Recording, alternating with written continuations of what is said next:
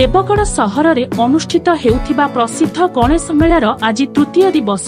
एही मेला पई उत्सव मुखर होई उठिछि देवगढ़ सहर। पूजा मंडपरे पूजा पाउछंती अग्रपूज्य श्री गणेश। विघ्न विनायकंक दर्शन पई दूरदूरांतरु अगणित भक्त और श्रद्धालुंक सुओ छुटिथिबा बेले सहर में परिलक्षित होईछि अभूतपूर्व जनसमागम।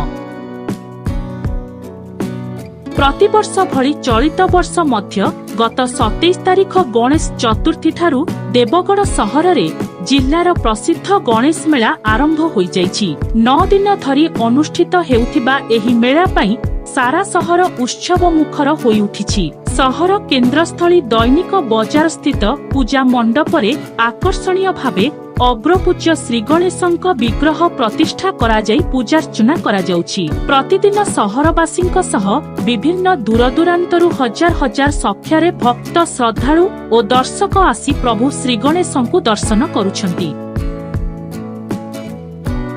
पूजा कमिटी तरफरु दर्शकंक मनोरंजन निमंते स्थानीय गोपबंधु छकरे प्रति संध्यारे विभिन्न सांस्कृतिक और मनोरंजन कार्यक्रम परिवेषण करा जाउछि। राज्यर विभिन्न प्रांतरु बहु सुनामधन्य कलाकार आसी मेलोडी माध्यमरे संगीत नृत्य परिवेषण करी दर्शकंक मनोरंजन करुछंती। संध्या बेले विभिन्न कलाकारंक द्वारा परिवेशित संगीत संध्या और मेलोडी कार्यक्रम रे दर्शक मानक अभूतपूर्व भिड़ देखिबाकू मिलुछि।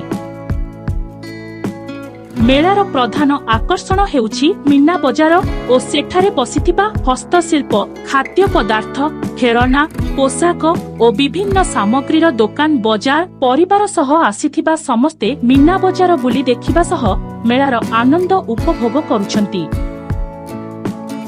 देवगढ़ प्रसिद्ध गणेश मेला केवल धार्मिक उत्सव नुहे बरं एहा सर्वधर्म समन्वयर एक प्रतीक और सांस्कृतिक एकतार परिचय। समस्त वर्गर लोक माने एही उत्सव समान भावे जोग देइथांती।